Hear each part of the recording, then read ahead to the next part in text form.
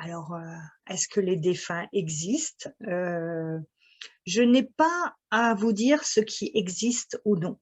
Chacun doit faire ses expériences et croire ce qui est juste pour lui.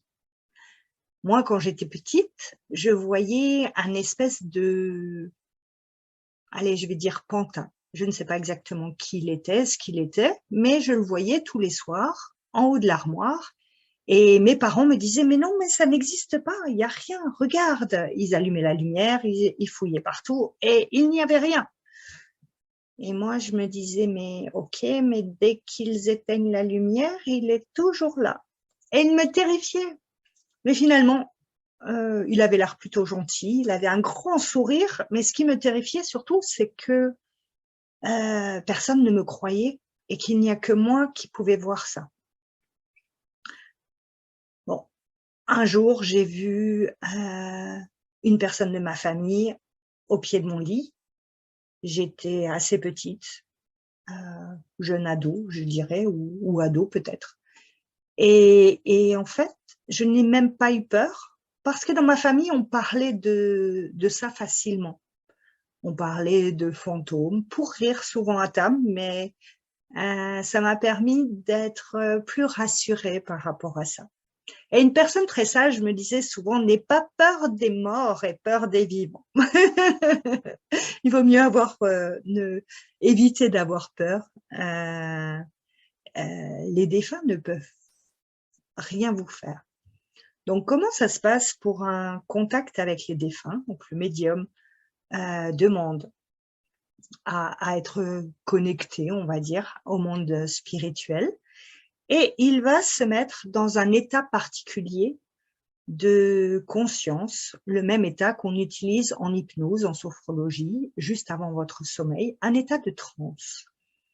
Dans cet état de transe, il va pouvoir avoir une communication et des informations.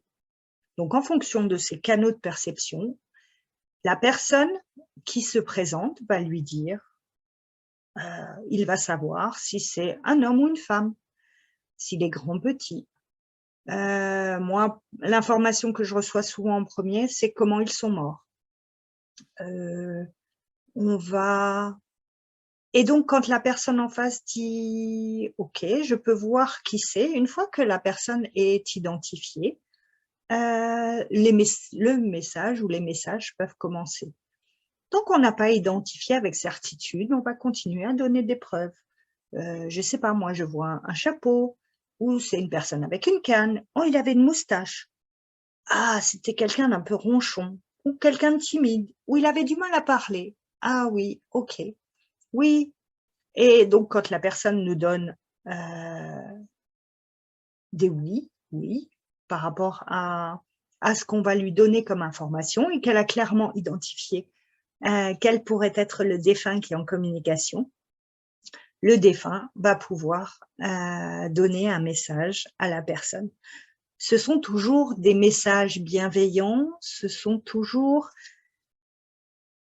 comment dire? Le bon message qui va permettre à la personne d'être plus sereine, d'être, plus en paix, d'être, d'enlever des sentiments de culpabilité.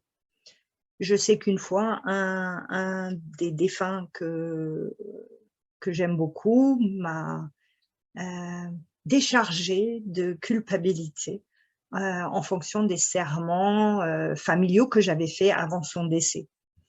Donc j'ai pu être rassurée et continuer à avancer tranquillement, dans ce que j'avais mis en place. Ça, c'est la communication avec les défunts. Pour clarifier ça, je vais un peu vous expliquer comment je vois, le trajet des défunts. Au moment où la personne décède, quand elle rend son dernier souffle, le corps et l'âme se séparent. Encore faut-il croire à l'âme. Le corps et l'âme se séparent. Le corps reste là et l'âme continue à être pour moi et exactement ce qu'elle est sur la terre sans énergie, puisqu'elle ne peut plus agir, dans ce monde physique, puisqu'elle n'a plus de corps pour le faire. au bout d'un certain temps, elle va passer dans ce que moi j'appelle la lumière. En Égypte ancienne, on disait traverser le fleuve, il y a d'autres civilisations où on parle autrement. Cette façon de... Moi j'ai fait une expérience de mort imminente et je continuais à parler aux gens alors qu'ils ne me répondaient pas. Et je me disais, mais moi je suis tellement bien et pourquoi eux ils sont si énervés? Et pourquoi quand je leur parle, ils ne me répondent pas? J'avais du mal à comprendre et j'allais de personne en personne en essayant de discuter et je ne comprenais pas pourquoi les gens n'avaient pas d'attention pour moi. Ils ne me regardaient pas quand je parle, ils discutaient avec quelqu'un d'autre et je trouvais ça vraiment, vraiment très frustrant. Donc, après ce passage dans la lumière, il y a, pour moi, il n'y a pas d'enfer et de paradis comme on nous l'a appris. Il y a juste une auto-évaluation de l'âme. L'âme se souvient de pourquoi elle a été là, pourquoi, quel était son chemin de vie, qu'est-ce qu'elle est venue apprendre, qu'est-ce qu'elle est venue faire. Et quand elle a compris tout ça, elle va pouvoir faire une auto-évaluation en fonction des impacts qu'elle a eus sur les autres personnes de sa famille et l'impact que les autres ont eu sur elle. Et qu'est-ce qu'elle a réussi à développer, quelles sont les leçons qu'elle a apprises, quelles sont les capacités, les compétences qui ont enrichi cette âme. Et après, ce sont des âmes lumineuses qui ont récupéré leur pouvoir et récupéré leur capacité d'être dans l'amour inconditionnel, d'être lumineuse, en paix. Donc, je souhaite ça à toutes les âmes, de trouver le plus rapidement ce chemin vers la lumière pour être en paix. Et ensuite, on peut, bien sûr, encore communiquer avec eux s'ils le souhaitent et si nous, on le souhaite, bien sûr. Il n'y a pas d'obligation. Et tout ce que je vous dis là n'est que ma propre perception des choses, avec, bien sûr, un temps de... ça fait un certain temps que je me préoccupe des sujets et que j'étudie ça, mais je n'ai pas la science infuse. Donc, vos croyances sont vos croyances. Ne prenez ce que je dis que si ça fait sens pour vous. Voilà, ça c'était juste une petite parenthèse qui, pour moi, me paraît importante. À quoi servent les médiums, en fait? Il y a une personne hier, justement, qui m'a posé cette question. À quoi ça sert de communiquer avec les défunts? En fait, pour l'avoir fait bien souvent, c'est souvent chez des personnes qui n'ont pas fait le deuil, qui ont ou une incompréhension ou de la culpabilité. Et le fait d'avoir ce message, le message est toujours pertinent, toujours bien approprié. Et il est là pour aider la personne à être plus en paix avec le décès de cette personne. Et c'est pour ça que les médiums sont très importants afin d'apaiser les personnes qui viennent consulter. Donc voilà, je remercie les personnes qui vont écouter cette conférence.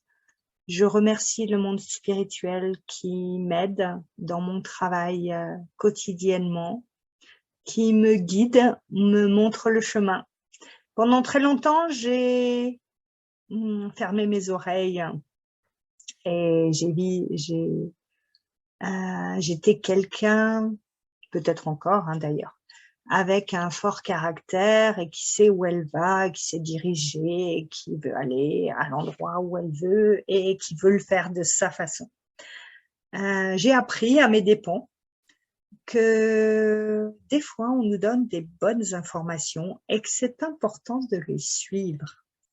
parce que sinon, on va vous le redire encore une fois, mais plus fort. Donc, si vous avez des intuitions, suivez-les. Voilà, bah, écoutez, j'étais très heureuse de partager ce moment avec vous, de vous expliquer ce qu'est la médiumnité. J'espère que ça a été clair. J'espère que je vous ai donné envie de développer vos compétences. Beaucoup de gens ressentent dans leur corps ce qui se passe pour d'autres personnes. C'est déjà ça le début de la médiumnité. Et c'est peut-être que vous pourrez le travailler et surtout enlever vos peurs et ces peurs vont vous permettre de… Au fur et à mesure où on enlève les peurs, nos capacités augmentent parce qu'en fait, la peur bloque et il est légitime. Comme j'ai eu peur quand j'étais enfant, quand on ne connaît pas, quand on ne comprend pas, des fois d'avoir peur.